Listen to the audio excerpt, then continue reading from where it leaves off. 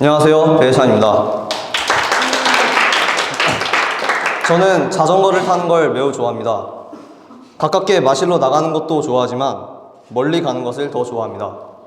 약 1년 전 여의도 가는 길이었습니다. 여의도는 학교로부터 약 25km 정도 떨어져 있습니다. 저는 여의도에 갔을 때 처음에는 체력이 풍만하여 2-3km 정도는 쉽게 가지라는 생각으로 전속력으로 원래 예정된 거리보다 2-3km를 더욱 나갔습니다. 하지만 갈 때의 2-3km는 돌아갈 때의 2-3km와는 완전히 잽이 달랐습니다. 갈 때의 2-3km는 진짜 완전히 쉬웠습니다. 개미를 밟는 것만큼 진짜 아주 쉬웠는데 돌아올 때는 엄청 힘들었습니다.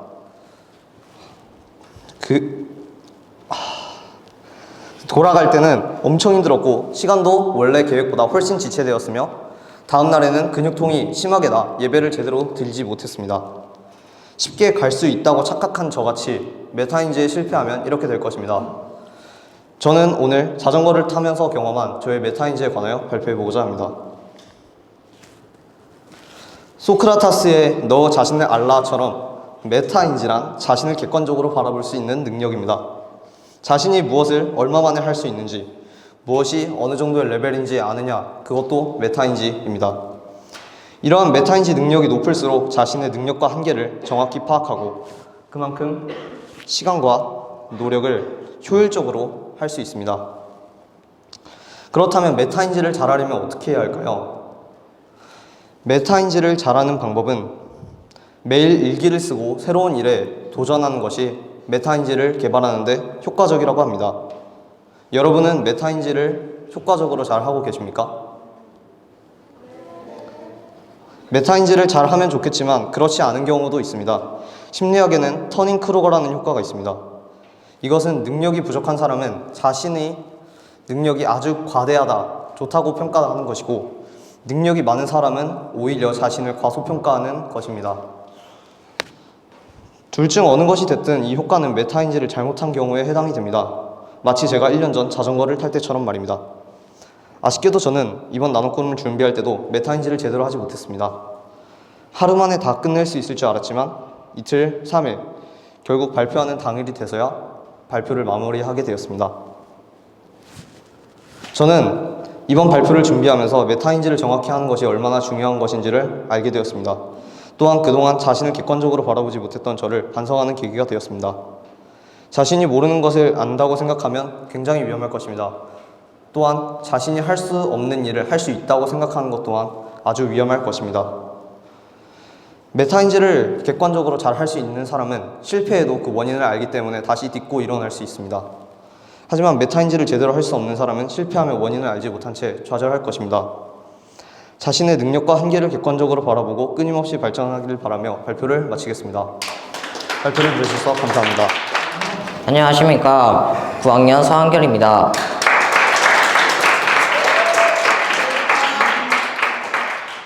제 나의 꿈 너의 꿈 주제는 NBA 역사상 최고의 슈터 클레이 탐슨에 대해 소개하도록 하겠습니다. 일단 목차를 보시면 첫 번째 탐슨은 누구인가, 두 번째 탐슨의 장단점, 세 번째 탐슨에게 배울 점입니다. 첫 번째 탐슨은 누구인가. 출생은 1990년 2월 8일 미국 캘리포니아주 LA에서 태어났고요. 학력은 워싱턴 주립대학교, 신체는 키 198cm, 체중 97kg, 윙스팬은 이제 팔을 벌렸을 때 끝에서 끝에까지 잰 길이를 말하는데 206cm고요. 포지션은 슈팅가드, 소속팀은 골든스테이트 워리어스라는 팀에서 2011년부터 지금까지 계속하고 있고요. 등번호는 11번, 가족은 아버지 마이클 탐슨, 형 마이클 탐슨, 동생 트레이시 탐슨인데 형은 지금 야구선수라고 합니다. 그리고 연봉은 4억 3,219,440달러고요. 종교는 카톨릭, SNS는 인스타를 합니다. 두 번째 탐슨의 일단 장점입니다. 가장 큰 장점은 역시 3점슛으로 스테판 커리라는 말도 안 되는 3점 괴물과 같은 팀이 있어서 그렇지 리그 내 독보적인 넘버2 자리를 지키는 3점 슈터입니다. 볼 소유를 매우 적게 가져가면서도 득점, 슈팅 효율, 스페이싱을 모두 챙길 수 있게 그 어떤 팀과 함께 하더라도 시너지를 낼 수 있는 최고의 조각입니다.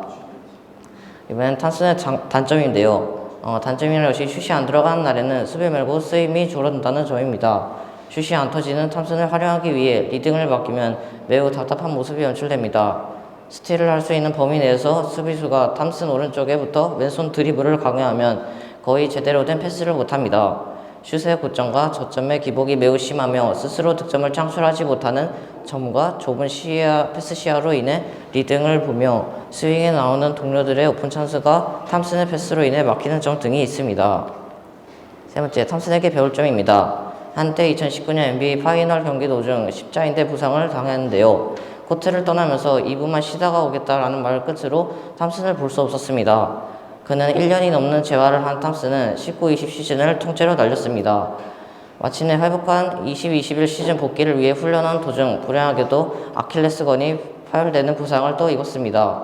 그러나 그가 인터뷰에서 한 말, 나는 반드시 예전에 올 NBA 레벨 기량으로 돌아갈 것이다. 난 그저 하루빨리 코트에 복귀해 농구를 하고 싶은 마음뿐이다 라며 강한 의지와 열정을 보여주었고 마침내 941이라는 기나긴 고통 속에서 벗어나 그 시즌이 22 시즌에서 우승을 차지했습니다. 우리는 탐슨처럼 해야 됩니다.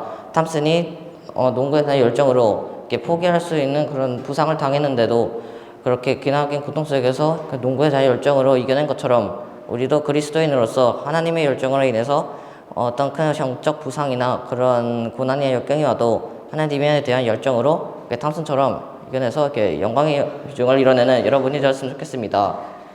그리고 하나 소개할 게 있는데요.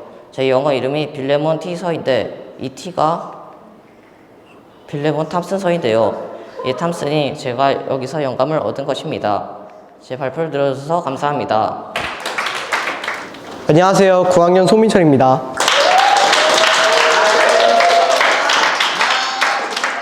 저희 오늘 나의 꿈 너의 꿈 주제는 보시다시피 목소리인데요. 여러분은 자기 자신의 목소리가 좋다고 생각하시나요? 네. 저도 저희 학교 학생들이 이렇게 목소리가 다들 좋다고 생각하는데요. 그래서 저는 오늘 이렇게 나의 꿈 너의 꿈을 목소리로 정했습니다. 목차를 먼저 설명드리겠습니다.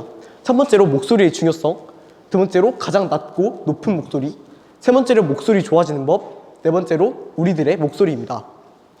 바로 일단은 목소리의 중요성부터 그 전에 사람의 성대에서 내는 소리라는 목소리 말씀드리겠습니다. 여러분이 아시다시피 목소리는 사람의 성대에서 내는 소리인데요. 만약 이 목소리가 없다면 어떨까요? 바로 목소리가 없다면 아주 의사소통도 어렵고 답답하게 짜증이 날 것입니다. 이렇게 목소리는 우리에게 아주 중요한 존재입니다. 그런데 이 목소리도 목소리가 특이한 사람들도 있는데요. 바로 세상에서 가장 낮고 높은 목소리입니다. 여러분의 가장 낮은 목소리와 가장 높은 목소리는 어디이신가요? 세상에서 가장 낮은 목소리는요, 미국 브랜스덴에 사는 팀 스톰즈라는 사람이 가지고 있는데요.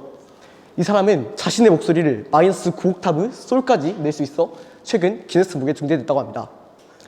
이 정도는 진동이 5초에 한 번 정도 나는 수준이 엄청난 저음이라고 합니다. 그리고 가장 높은 목소리는요, 조지아 브라운이라는 사람이 가지고 있는데요.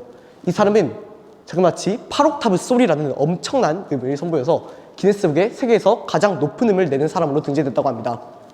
이 둘 다 들려드리고 싶었는데요. 가장 낮은 음은 저희가 듣지를 못하고요. 이거는 너무 시끄러워서 각자 찾아보시기를 원합니다. 그리고 목소리 좋아지는 법에 대해 제가 한번 알아와 봤는데요. 한번 따라해 보시길 바랍니다. 첫 번째로 복식 호흡을 합니다. 그리고 두 번째로 입을 위아래로 크게 벌립니다. 세 번째로 자신이 편안한 춤을 췄습니다. 이렇게 말하면은 이제 이렇게 그냥 말하는 것보다 좀 이런 느낌으로 잘 말할 수 있습니다. 마지막으로 우리들의 목소리입니다. 우리들은 목소리를 어디에 써야 할까요? 맞습니다. 바로 기도와 찬송과 복음 전파에 써야 합니다. 성경에는 이 세 가지를 하라는 명령이 있는데요. 바로 오 주여 주께서 아침에 내 목소리를 들으시리니 아침에 내가 주께 나의 기도를 드리고 바라보리이다. 하나님께 찬송하라 찬송하라 우리의 왕께 찬송하라 찬송하라. 너는 말씀을 전파하라. 때를 얻든지 못 얻든지 항상 대비하라. 모든 오래 참음과 교리로 견책하고 책망하며 권고하라. 이렇게 성경은 우리에게 기도와 찬송과 복음 전파를 명령하고 계십니다. 우리들은 이 목소리를 사용해서 앞서 말한 세 가지를 실천해야 합니다. 우리 모두 목소리를 올바르게 사용하는 서울 크리스천 중고등학교 학생들이 되길 원하며 발표를 마치겠습니다. 감사합니다. 안녕하세요. 9학년 조선율입니다.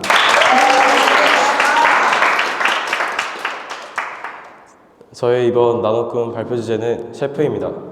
대부분의 사람들은 셰프를 요리사라고만 알고 있는데요. 셰프의 정의는 주방의 총책임을 맡으며 파트별 조리사를 지휘하는 사람을 뜻합니다. 그렇다면 이러한 셰프가 되려면 어떤 과정을 거쳐야 할까요? 처음으로 요리 특성화 학교에 진학하여 자신의 요리 실력을 향상시켜야 합니다. 그리고 나서 졸업한 후에 자신의 기술을 바탕으로 많은 자격증을 취득해야 합니다. 그리고 나서 자신이 원하는 레스토랑에 들어가서 요리를 처음 시작하는 것이 아니라 자빌부터 시작하게 됩니다. 자빌에는 설거지, 야채 다듬기, 고기 썰기 등이 있습니다. 그리고 어느 정도 기본기가 탄탄해지면 본격적으로 우리가 평상시에 먹는 음식, 그 요리를 요리하는 요리사가 됩니다. 그 다음에 최소 5년에서 최대 15년 동안 수련을 통하여 비로소 우리가 아는 셰프가 됩니다. 이렇게 어렵게 셰프가 되는데 그럼 셰프의 장점에는 무엇이 있을까요? 장점에는 비교적 일이 많은 주말보다는 평일에 많이 쉴 수 있습니다. 그리고 당연하게도 맛있고 다양한 음식을 많이 맛볼 수 있습니다.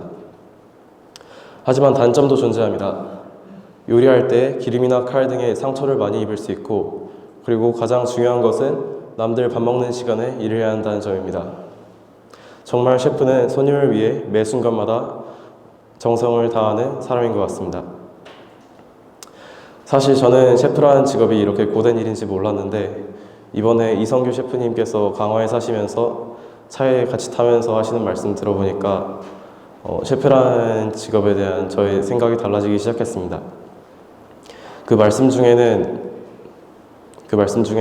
뭐 재료비 증가 아니면은 뭐 음식 간 맞추기 등등 되게 단번에 들어도 매우 힘든 직업임을 알 수 있었습니다. 우리는 대부분 셰프님의 힘든 점을 모릅니다. 우리는 보통 하루를 공부를 하면서 보내곤 합니다. 하지만 생각해 보십시오. 우리가 이렇게 공부할 수 있던 까닭도 우리에게 음식을 제공해 주시는 셰프님이 있었기 때문입니다. 셰프님은 보이지 않는 곳에서 우리를 위해 헌신하시는 스테이지 뒤의 성도이십니다. 이러하신 셰프님을 보고 본받아서 저 또한 주 안에서 작은 일이라도 헌신하며 성도들을 챙겨주는 사람이 되어야겠다고 생각했습니다. 감사합니다. 안녕하세요. 10학년 권기은입니다.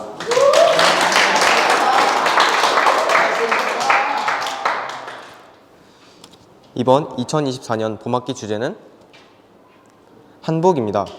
먼저 목차를 소개하도록 하겠습니다. 첫 번째는 한복의 정의, 두 번째는 한복의 구성, 세 번째는 한복의 역사, 마지막으로 영적 적용으로 구성해 보았습니다. 첫 번째는 한복의 정의입니다. 한복이란 고대 시대부터 전해 내려오는 대한민국의 고유한 의복을 뜻합니다. 두 번째로 소개해 드릴 것은 한복의 구성입니다. 한복의 구성은 남자와 여자 두 가지로 나뉜다고 할 수 있습니다. 먼저 남자의 한복입니다. 남자의 한복은 바지를 비롯한 속옷이나 그 외 장식품, 저고리 위에 있는 조끼와 마고자, 두루마기 등으로 구성되어 있습니다. 그리고 여자의 한복은 치마를 비롯한 속옷과 저고리가 있고, 저고리는 반회장 저고리, 삼회장 저고리, 색동 저고리 등이 있습니다. 나머지는 치마복과 허리끈으로 구성되어 있습니다. 다음은 한복의 역사입니다. 한복의 시초는 삼국시대 한반도 사람들의 복식에서 그 뿌리를 찾아볼 수 있습니다. 한복의 역사에서도 크게 세 가지로 나뉠 수 있는데요. 삼국시대, 고려, 조선시대입니다. 먼저 삼국시대를 소개해 드리도록 하겠습니다. 왼쪽에서부터 고구려, 백제, 신라 순서입니다. 이제 왼쪽은 고구려 고분, 쌍용총, 벽화의 주름치마와 귀고리의 모습을 나타내 보았습니다. 고조선부터 이어져 온 왼쪽 여민 문화가 남아있고 또한 특징으로는 못에 전 무늬가 있는 것이 특징입니다. 백제의 한복은 고구려와 달리 왼쪽 여민보다 오른쪽 여민이 발달해 있고 외국인과의 교류가 활발했던 백제의 특성상 여러 국가의 영향을 많이 받은 것으로 추측되고 있습니다. 이로 인해 삼국의 한복 중 가장 화려한 것이 특징입니다. 마지막으로 신라는 한복이 이제 백제나 고구려의 것보다는 조금 더 투박한 형태였습니다. 통일신라 이후부터는 당나라풍 복식이 유행을 했지만 평민들의 복장에는 큰 차이가 없었다고 합니다. 오른쪽에 있는 사진이 통일신라 시대의 복식입니다. 이제 고려 시대에는 신문 고화를 막론하고 평상복으로 백저포를 애용했는데요. 고려도경에 따르면 백저포는 흰색의 모시로 만들어진 것으로 이때부터 흰색의 민무늬 옷이 고착화된 것으로 추정되고 있습니다. 한때는 여성들 사이에서 백저포에 노란 물을 들인 것이 치마에 유행하기도 합니다. 그리고 이제 조선시대입니다. 이제 유학을 사회 전반의 사상으로 뒀던 조선시대에는 다시 긴 치마 저고리가 일반화되었고 임진왜란 전후까지는 저고리는 무척 길고 컸지만 이제 병자호란 이후에 다시 저고리의 길이가 줄어들기 시작했습니다. 또한 놀이개가 애용되기 시작했으며 정조시대부터는 저고리가 20cm 정도까지 짧아졌다는 특징이 있습니다. 그리고 이제 마지막엔 영적 적용입니다. 저는 이 주제를 정하면서 딱 한국인 하면 이제 떠오르는 옷을 생각을 해봤는데요. 한국인 하면 떠오르는 옷은 딱 이제 한복이 떠오르잖아요.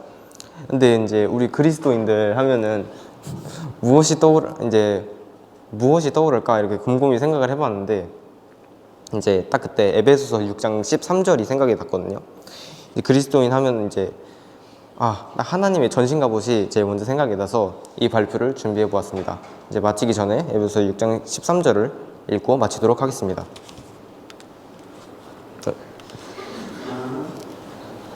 그러므로 너희는 하나님의 전신 갑옷을 입으라. 이는 너희가 악한 날에 저항할 수 있으며 또 모든 일을 다 이루기까지 서 있게 하기 위함이라. 발표를 들어주셔서 감사합니다. 안녕하세요. 중학 10학년 박정현입니다.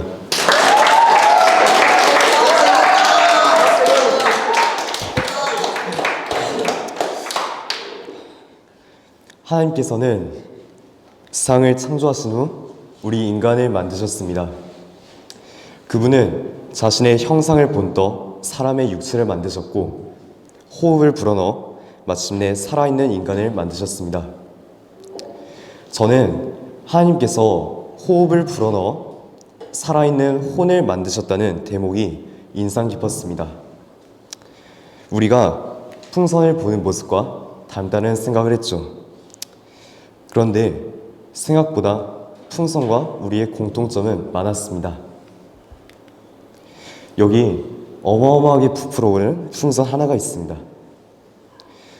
주변 풍선들은 이 풍선에 눌려 오도 가도 못하고 있죠. 이 풍선은 흥분한 우리의 모습과 같습니다. 너무 흥분해서 온몸이 가득 부풀어 올라 다른 사람들에게 피해를 주는 경황이죠. 이런 사람들 주변에는 친구들이 많지 않습니다. 가까이 다가가고 싶어도 너무 많은 부피를 차지한 탓에 압박감과 불쾌함을 느끼기 때문입니다. 여기 또 바람이 빠져있는 풍선이 있습니다. 의욕이 없는 사람은 바람 빠진 풍선과 같습니다. 열정 없이 무기력하게 누워있는 우리의 모습을 보여주죠. 헬륨 풍선은 어떨까요? 우리의 신체 헬륨을 넣은 풍선은 높은 곳으로 떠오를 수 있습니다. 우리의 신체적, 정신적 측면에서의 적절한 흥분은 우리를 높은 곳으로 들려주어 하나님께로 더 가까이 다가가게 할 수 있습니다.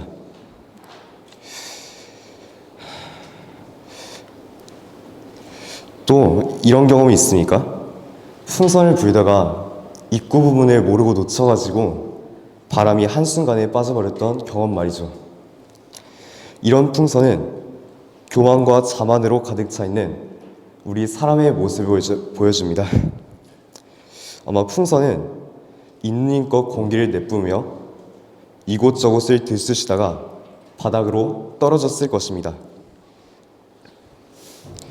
이말저말 퍼부으며 자신의 잘난 면모를 뽐내고 다니는 이 사람의 최후는 바로 이러할 것입니다.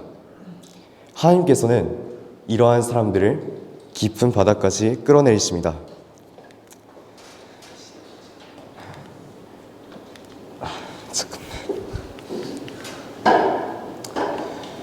풍선과 사람, 이 둘은 공통점이 많습니다. 제가 언급했던 것은 극히 일부에 불과할 정도로 풍선은 우리 인간의 모습을 아주 잘 보여줍니다. 우리는 앞서 보았던 풍선들로부터 세 가지 교훈을 얻을 수 있습니다. 첫 번째, 우리는 흥분했을 때 잠시 참아야 합니다. 지속적인 흥분은 이성을 망가뜨리고 죄에 대한 경각심을 허물어뜨립니다. 또 우리는 육신을 죽은 것으로 여겨 풍선 같은 우리의 몸의 부피를 줄임으로써 주님께서 불쾌감을 느끼지 않도록 해야 합니다. 두 번째, 분노와 죄에 대한 흥분이 아닌 주님에 대한 기대감을 가져야 합니다. 그런 기대감은 우리를 풍선처럼 띄워주어 하나님께로 더 가깝게 이끌어주기 때문입니다. 세 번째, 자만과 교만의 끝은 추락입니다. 결코 손에서 놓쳐버린 풍선처럼 되지 마시길 바랍니다. 발표를 들어주셔서 감사합니다. 안녕하세요. 11학년 김신지입니다. 저는 인도의 종교 사상의 뿌리, 베다에 관해 설명하려고 합니다. 발표에 앞서 지적 대화를 위한 넓고 얕은 지식이라는 책을 참고했음을 밝힙니다. 고대인들은 자연재해를 멈출 수 있는 건 신이라고 생각했습니다. 브라만이라는 계층은 베다에 써있는 제사와 밀레들을 통해 신을 도울 수 있다고 생각했어요. 때문에 사람들은 브라만에게 돈을 주며 제사를 요구했죠. 시간이 흐르면서 브라만의 높은 신분과 권위는 고착되어 카스트 제도로 발전됩니다. 이에 베다 내용을 쉽게 정리한 우파니샤드가 등장합니다. 세계와 자아는 하나라는 버마이라를 주장하는데요. 제사가 아닌 자기 내면을 탐구함으로써 진리를 깨달을 수 있다는 것입니다. 버마이라를 이해하려면 우선 자아와 세계의 의미를 알아야 합니다. 진정한 나는 무엇일까요? 사회적 지위나 지능, 신체가 나의 본질은 아닙니다. 베다는 이런 모든 걸 버리고 나면 남는 건 1인칭 시점, 즉 의식이라고 말합니다. 베다는 이 의식을 아트만이라고 부릅니다. 세계는 브라흐만이라고 부르는데요. 말 그대로 자아를 제외한 모든 것을 말하죠. 눈에 보이는 것과 보이지 않는 것, 모든 것을 세계로 정의합니다. 이제 세계와 자아의 관계에 대해 알아볼 거예요. 이 동그라미는 수정구슬인데요. 그리고 이 수정구슬에 세상이 비쳐 보이는 것이에요. 구슬에 의해 세상을 본다면 왜곡되어서 보일 거예요. 베다는 이 수정구슬을 우리의 자아로 봅니다. 마음이 그려낸 왜곡된 세계를 본다는 것인데요. 때문에 진짜 존재하는 건 나의 마음, 의식, 관념뿐이죠. 그래서 베다 종교는 자아와 세계가 하나다라는 버마일체를 주장하는 겁니다. 이런 탈속적인 사상을 가진 우파니샤드는 국가 입장에선 큰 문제였습니다. 젊은이들이 노동을 하고 가정을 꾸리며 사회적 책임을 다해야 하는데 고행 속에서 내면을 탐구한다며 출가를 해버리니까 말이죠. 이에 바가바드 기타가 등장합니다. 바가바드 기타는 주어진 의무를 성실히 실행하되 결과에 집착하지 말라고 합니다. 세속적인 양상을 띄우죠. 힌두교는 세속적인 양상과 탈속적인 양상을 종합된 종교입니다. 이렇게 베다 종교에는 세 가지가 있는데요. 저는 이러한 베다 종교 사상에 관해 알아보면서 느낀 점은 한글 킹제임스 성경이 절대 권위이자 진리라는 것입니다. 우파니샤드가 탈속적이기에 이를 대신한 세속적인 사상을 갖고 있는 바가바드 기타를 내세우고 이 둘을 섞은 힌두교를 만들어낸 이들은 상황에 따라 종교를 마음대로 바꾸고 만들어냅니다. 이런 모습은 성경을 자기 입맛대로 편집해 하나님의 뜻을 변질시킨 가짜 성경을 가진 오늘날의 가짜 목사들이 떠올랐습니다.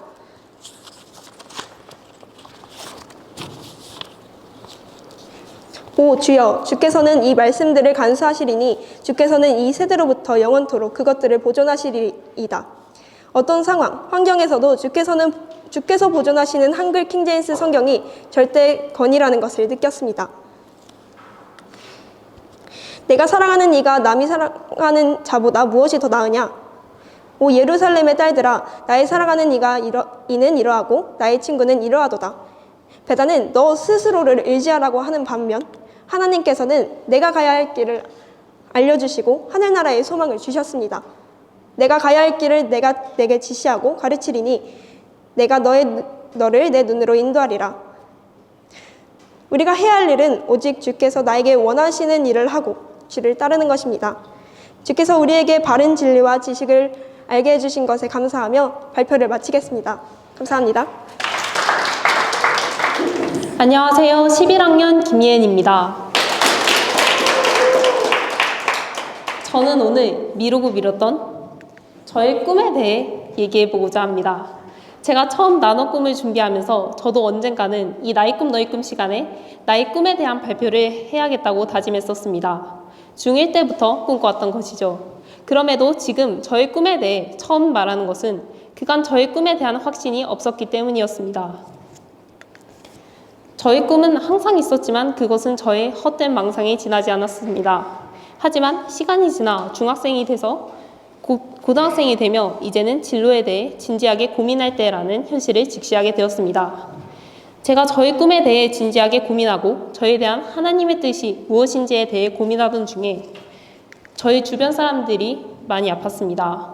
저는 그것을 보며 도와주고 싶었지만 그들에게 아무런 도움을 줄 수 없다는 사실이 저를 아프게 했었습니다. 정말 작고 사소한 것이라도 그들에게 도움을 주고 싶었고 그 생각의 확장으로 저는 간호사란 직업을 꿈꾸게 되었습니다. 하지만 진로를 정했다고 해서 끝이 아니었습니다. 제가 정말로 간호사가 되는 것이 하나님의 뜻인지도 의문이었고 제가 간호사가 되어서 하나님을 위해 어떤 일을 할 수 있을지도 의문이었습니다. 그런 고민 가운데 아버지께서는 저에게 간호사가 되고 싶은 것이라면 간호장교는 어떠하냐는 제의를 하셨고 저는 그때부터 간호장교란 꿈을 꾸게 되었습니다.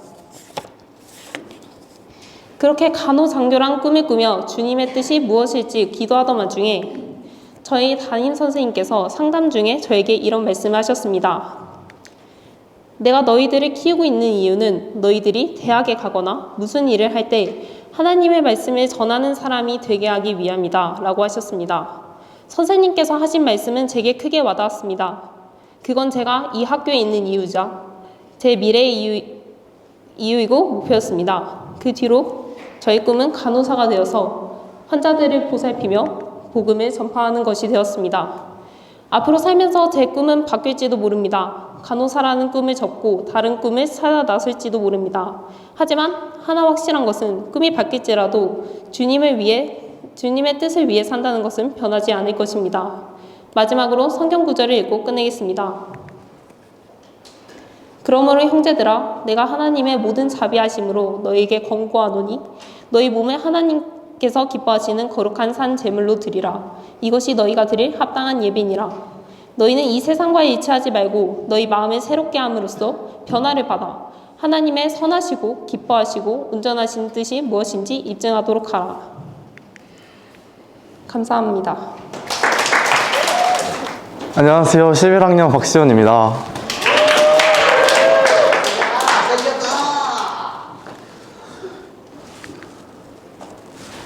여러분은 코딱지를 많이 파시나요?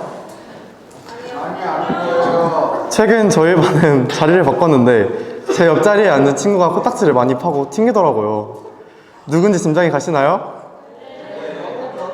그래서 더럽지만 이런 코딱지에 대해서 소개하도록 하겠습니다. 코딱지는 코에서 나오는 분비물로 코털이나 점막이 먼지를 모았을 때 굳으면 덩어리가 생기는데 그것이 코딱지입니다. 코딱지를 파는 것이 매우 더럽다고 생각할 수 있지만 매우 위생적인 일로 제거했을 때 매우 상쾌한 기분을 가져다 줍니다. 또한 코딱지를 정기적으로 청소해주지 않으면 코딱지가 돌처럼 뿌리 박아 비석이 되어버리기도 합니다. 비석이 되면 꺼내기 힘들어져 내시경 수술을 통해 꺼내야 한다고 합니다. 그렇다고 제 옆자리 친구처럼 마구 팠을 때는 비염이 생길 수 있다고 하니 조심하시기 바랍니다. 또 사람들이 있는 앞에서 코를 후비는 모습을 안 보이는 게 좋습니다. 만약 여러분이 코딱지를 파는 장면을 여러 친구들에게 보여주었습니다. 그로 인해 여러분은 미래의 동창회에 가서도 코딱지와 관련된 별명을 불릴 수 있습니다. 그러므로 되도록 사람들이 보는 앞에서는 파지 않는 것이 좋습니다.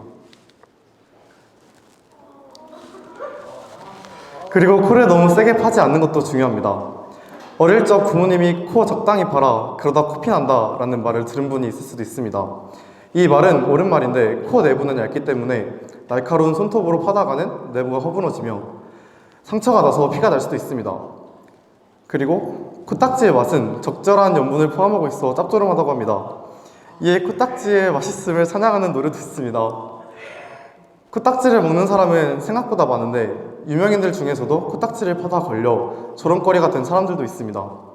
예를 들면 전 독일 국대 감독인 요아힘 래프 감독이나 맨체스터 유나이티드라는 팀에 소속해 있는 가르나초 선수가 코딱지를 퍼서 먹는 장면이 중계 장면에 많이 잡혔습니다.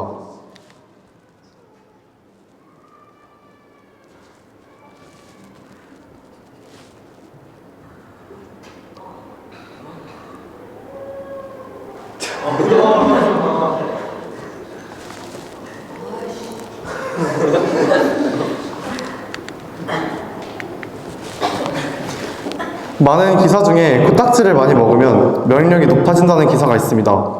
죽은 병균 덩어리를 뭉쳐놔 천연 백신 역할을 한다는 게 어느 정도 맞긴 하지만 코딱지 안에 루그더닌이라는 항생 물질로 인해 면역력이 길러진다는 소리가 됩니다. 그렇다고 굳이 코딱지를 파먹을 이유는 없겠죠? 재미있는 일화로는 코딱지가 단백질의 일부여서 그런지 개미가 지나다니는 길에 던져놓으면 잘 물어가고 거미줄에 던져놓아도 거미가 잘 집어먹는다고 합니다. 우리는 코딱지에서 많은 것을 얻을 수 있습니다.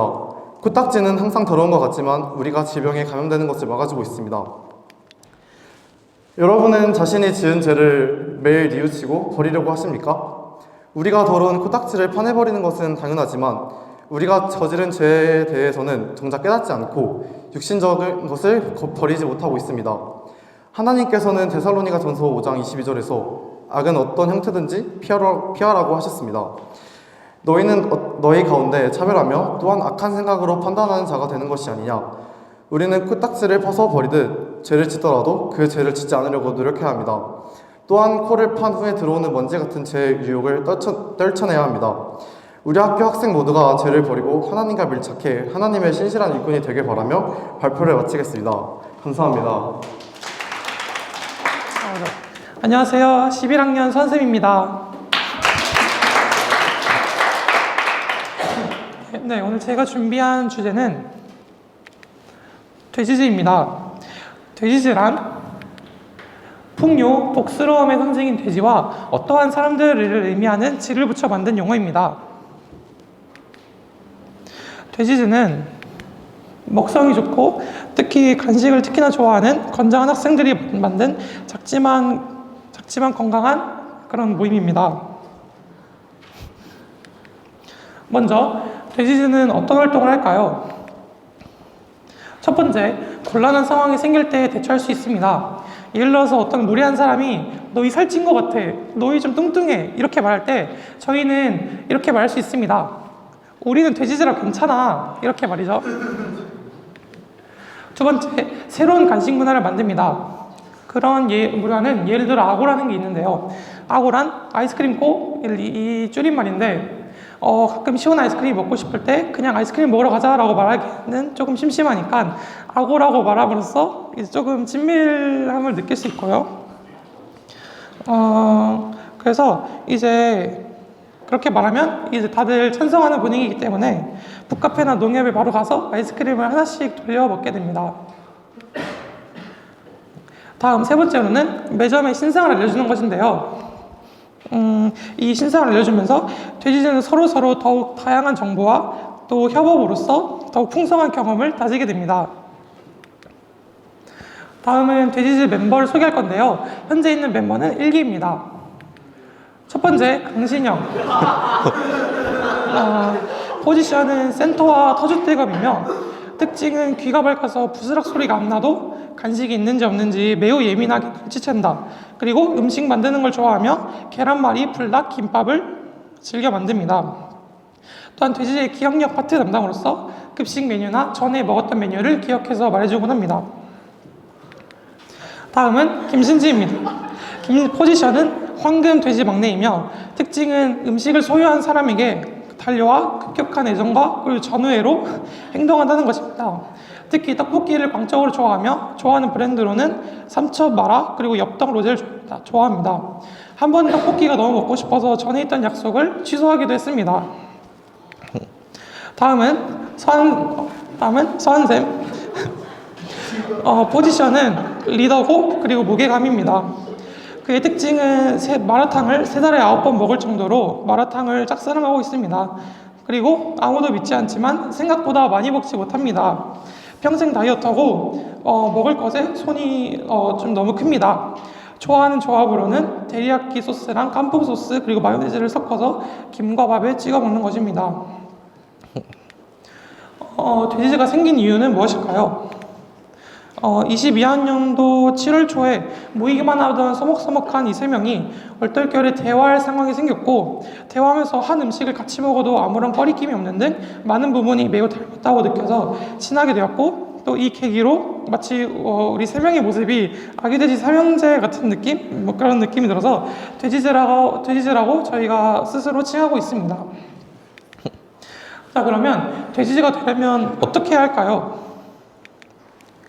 먼저 몸무게가 80kg 이상이거나 그런 적이 있다. 밍밍한 음식에 어울리는 소스를 즉흥적으로 제조할 수 있다. 편의점에 갈 때 상하이 버거를 쟁취하기 위해서 타조처럼 달린다. 그리고 아침 식사를 절대 거르지 않는다. 1년에 3번 하루 2시간마다 12번 먹는 다식의 날을 지킬 줄 안다. 체육 수업 전 무조건 초록 매트 위에 앉아 담소를 나눈다. 돼지제가 되고 싶다고 요구할 수 없고 직접 돼지제 멤버가 간택해 선발된다. 기습에 진짜 이런 느낌의 말을 야무지게 할 줄 안다. 각자의 손재주, 개인기가 유독 야무져야 한다. 비싼 음식을 먹을 줄 모른다. 그리고 돼지라는 말을 싫어하고 또 살찐 것에 의외로 당당하지 않다는 점입니다. 이것이 조건이자 특징입니다. 돼지제의 미래 계획도 있는데요. 일단은 돼지제는 해체가 목표입니다. 이 의미는 새 멤버가 모두 다이어트에 성공해서 자아실현에 성공하면 탈퇴하는 그런 방식이라는 것입니다. 그래서 저희는 동시에 2기 멤버를 모집 중인데요.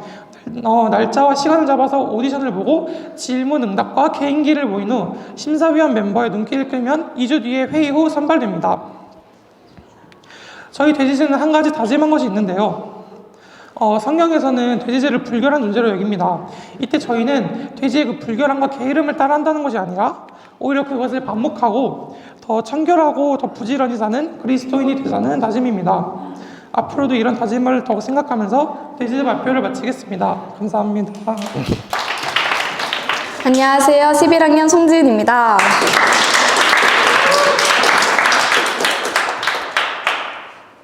여러분 방학 기대되시나요? 네. 저희 오늘 주제는 최고의 방학을 보내는 방법입니다. 우선 방학을 잘 보냈다. 이거의 기준이 무엇이냐? 제가 여러 학생들한테 몇 명을 선발해서 물어봤어요. 물어보니까 그냥 방학 계획을 완료한 것이 잘 보냈다. 이렇게 말하는 사람도 있고 그냥 뭐 재밌으면 됐다. 아니면 이제 효율적인 시간 분배를 성공시키는 것. 뭐 이렇게 말하는 학생들도 있었어요. 이 중에서 이제 조사를 해봤어요. 방학을 잘 보냈나 못 보냈냐. 정말 딱 반으로 나눠지더라고요. 이 학생들을. 우선 잘 보낸 학생들에게 공통점을 찾아봤더니 시간을 버리지 않았고 또 열심히 즐겁게 방학을 보냈습니다. 이 학생들의 공통점은 방학에 주어진 시간을 자신의 계획에 맞춰서 잘 사용했다는 거고요. 못 보냈다고 주장한 학생들은 이제 시간을 낭비했다, 계획을 완료하지 못했다, 우선순위를 먼저 하지 않았다. 이게 한마디로 주어진 시간에 먼저 해야 할 일을 하지 못해서 뭐 시간을 낭비했다 뭐 이런 거겠죠. 그래서 이제 방법입니다. 어떻게 하냐? 우선 계획을 잘 세워야 돼요. 이제 너무 무리하고 빡빡하게 하면은 그게 또 힘들고요. 쉬는 것도 꼭 계획을 세워야 되거든요. 너무 무작정 쉬면 안 되고 쉬는 것도 꼭 계획을 세워서. 두 번째는 우선순위 정하기. 그리고 세 번째는 이제 실천하는 건데 이게 실천하는 게 좀 어려울 수 있어요. 혼자서 하기에. 그러니까 뭐 선생님들한테 도움을 청하거나 같이 하는 친구가 있으면 조금 더 편하겠죠. 이제 여기 두 번째 별표가 쳐져 있거든요. 이제 우선순위를 정하는 방법은요. 이제 중요하고 긴급한 일의 기준을 세워서 내가 이게 가장 중요하다. 그거를 이제 좀 올리고 결정을 통해서 얻을 수 있는 구체적 유익을 살피고 이제 후에 어떤 일을 내가 가장 잘했다고 다 말할 수 있을까. 여기서 선정된 거 있죠. A 순위의 일일 거예요. 이 일을 가장 먼저 여러분들의 방학 시간에 보내셔야 돼요. 방학 중 여러분의 우선순위를 차지한 일은 무엇인가요? 공놀이, 농구를 많이 하더라고요. 보니까 농구하는 것도 좋고요. 책 읽는 것도 너무 좋고요. 식물을 심는 것도 너무 좋은데요. 우리는 이제 그리스도인이잖아요. 그리스도인으로서 내가 하나님의 일이다 라는 생각이 안 들었다. 그럼 조금 반성하셔야 됩니다. 이제 성경을 몇 장 읽으셨나요? 구령은 몇 명이나 했나요? 이 질문을 받았을 때 최소한 부끄럽지 않은 학생들이 되었으면 해요. 하나님을 사랑하는 것이 가장 큰 계명이기도 하고 하나님을 존중하는 사람을 존중한다고 성경에선 말씀하고 계십니다. 그럼 이제 하나님을 사랑하는 사람, 하나님을 첫째로 생각하는 사람이 있죠. 그런 사람은 하나님과 개인적으로 만나서 교제하고 하나님과 교회적으로 만나서 교제하고 하나님의 말씀을 지키는 사람입니다. 이제 하나님을 사랑하는 사람은 성경 읽기와 기도를 게을리하지 않고 이제 자기의 일보다 이 일을 뒤로 젖혀두지 않습니다. 이제 그리스도인은 심판석을 예비하며 살아가는 사람들이라는 것 꼭 기억해 주셨으면 좋겠습니다. 제가 이제 방학을 딱 보내고 나서 방학 딱 전날, 마지막 전날에 저 설교 말씀을 들었거든요. 말은 엄청 나는 방학을 잘못했다고 자부를 하면서 살았는데 그게 아니었다는 걸 깨달았습니다. 이제 잘 쉬는 것도 노는 것도 너무나 좋지만 무엇보다 하나님을 내가 최우선으로 생각하고 그 다음에 내 일을 하는 것이 가장 좋은 것입니다. 그리스도인으로서 아까 나왔던 그 표는 우리의 방학뿐만이 아니라 우리 인생 전체에 걸쳐서도 사용할 수 있기 때문에 그 짧은 시간을 여러분들이 누구를 위해 사용할 것인지를 생각하고 이번 본방학부터는 모두 이제 내가 보낸 시간에 대해서 부끄러워하지 않고 잘 보내면서 이제 돌아오는 학생이 되었으면 좋겠습니다. 발표를 드려주셔서 감사합니다. 안녕하세요. 강신영입니다. 우린 우리의 인생을 항해에 비유하곤 합니다. 파도가 덮쳐서 어려움을 겪기도 하고 바다에서 많은 것을 건지기도 아름다운 풍경을 보기도 하며 또 너무 잔잔해서 지루하기도 한 것이 인생의 여정과 비슷하기 때문인데요. 이렇듯 우리의 인생에는 굴곡이 있기 마련입니다. 우리는 이렇게 될 때도 있고 이렇게 될 때도 있죠. 우리는 지금까지 몇 번의 넘어짐이 있었고 또 얼마나 성장했을까요? 이것을 알아보기 위한 좋은 방법이 있습니다. 바로 인생 그래프입니다. 인생 그래프를 그리는 준비물로는 종이 한 장과 펜 한 자루면 됩니다. 두 번째로는 그래프를 준비해 주셔야 되는데요. 그래프의 가로축은 나이나 연도를 표시해 주시고 세로축에는 개인적인 점수를 표시해 주시면 됩니다. 저는 이렇게 7부터 마이너스 7까지 썼는데 이거는 자기 마음대로 해주시면 됩니다. 이제 그래프를 그리는 방법을 저를 예시로 보여드릴 텐데요. 방법은 아주 간단합니다. 이 그래프에 나의 인생에서 일어난 일들을 점수를 매겨서 이제 점을 찍어서 그래프를 그리면 되는데요. 이렇게 얘기를 하면 막막할 수도 있으니까 좋은 방법은 나의 인생에서 최악의 경험과 최고의 경험을 생각해 보는 것입니다. 우선 저도 저의 최악의 경험들을 떠올려 보았는데요. 저는 7살 때 차마 말할 수 없는 가슴 아픈 사건들이 있었기 때문에 점수를 줬고 또 초등학교 2학년 때 무서운 담임 선생님을 만나서 이제 구구단을 못 외워서 매일 그 나머지 공부를 했던 안 좋은 기억이 있기 때문에요. 또 최악의 경험을 했고 초등학교 4학년 때 구문을 풀다가 이제 너무 하기가 싫어서 이거를 숨겨놓고 잃어버렸다고 거짓말을 해서 많이 혼났던 기억이 있고요. 또 초등학교 5학년 때는 친구들과 많이 싸웠었고 또 중2 때는 중2병이 와서 많이 예민하고 짜증을 많이 내고 울고불고 했던 그런 흑역사가 있고요. 마지막으로 고1 초반에 이제 첫 모의고사를 봤던 기억이 있기 때문에 이것도 넣었습니다. 다음으로는 이제 최고의 기억들을 보실 텐데 우선 5살 때 제가 미랄 유치원이라는 유치원에 입학을 했는데 정말 좋은 유치원이었기 때문에 넣었고 또 초등학교 1학년 때도 학교 갔다가 놀고 할머니 집 가서 또 놀고 이런 생활을 했고 초등학교 3학년 때는 학교에서 반장도 이제 도맡고 봉사부장도 하면서 약간 모범생 코스프레를 해서 이게 재밌었고요. 또 중학교 1학년 때 학교에 들어오게 되면서 제가 이제 많은 것들이 변했고 많이 배우고 성장하게 되는 계기가 되었습니다. 그리고 새롭게 친해진 그런 친구들, 언니들과 노는 것이 재미있었습니다. 그 다음에 고등학교 1학년 3학기에 이제 새로운 반이 바뀌면서 그때 반 친구들이랑 노는 게 너무 재밌었고 학교가 다시 약간 재밌고 좋아지게 되는 계기가 되었고요. 마지막으로 고등학교 2학년 때 독수리 반이 되면서 제가 추억도 많이 쌓고 열심히 살아보기도 하는 그런 계기가 되었습니다. 이제 인생 그래프는 이 점을 연결만 해주시면 완성이 되고요. 제 그래프를 그리는 마지막 단계는요, 바로 완성된 그래프를 관찰하고 피드백해보는 시간인데요. 제 인생 그래프를 보시면은 좀 심하게 요동치고 있는 모습을 보실 수 있는데요. 저는 오히려 이걸 보고 제가 힘든 것을 잘 극복하는 힘과 긍정적으로 인생을 바라보는 힘을 가지고 있고 지금도 성장하고 있다는 그런 확신을 가질 수 있었습니다. 우리는 모두 공통된 목표가 있는 사람들입니다. 바로 하늘을 바라보고 산다는 것인데요. 세상 사람들은 자신이 안주할 곳을 찾아 이리저리 방황하지만 우리는 이 어린 나이부터 하나님만을 바라보고 살 수 있는 특권이 있습니다. 이 사실에 감사하며 앞으로의 저의 인생 그래프가 이렇게 내리막을 달린다 해도 다시 올라갈 앞날을 기대하며 지금 이 순간을 살고 또 언젠가 정말 하늘로 올라갈 그 날을 고대하며 매일 조금씩이라도 성장하는 것을 저의 목표로 두어야겠다고 생각했습니다. 저의 발표를 듣고 모두 인생 그래프를 한 번씩 그려보시기를 바라며 발표를 마치겠습니다. 예, 안녕하세요. 예, 소강현입니다. 뭐부터 하면 되죠? 일단은 식물에 대해서 할 건데요. 우선 식물은 참 처음 방화동에서 화분 살 때부터 알았는데 그때부터 식물을 잘 알게 됐더라고요. 근데 저도 어떻게 잘 알게 됐는지는 모르겠어요. 근데 화분 사고 이름표 그걸 보면서부터 잘 알게 된 것 같아요. 근데 그때부터 그냥 식물 이름이 그냥 눈에 들어오면서 알더라고요.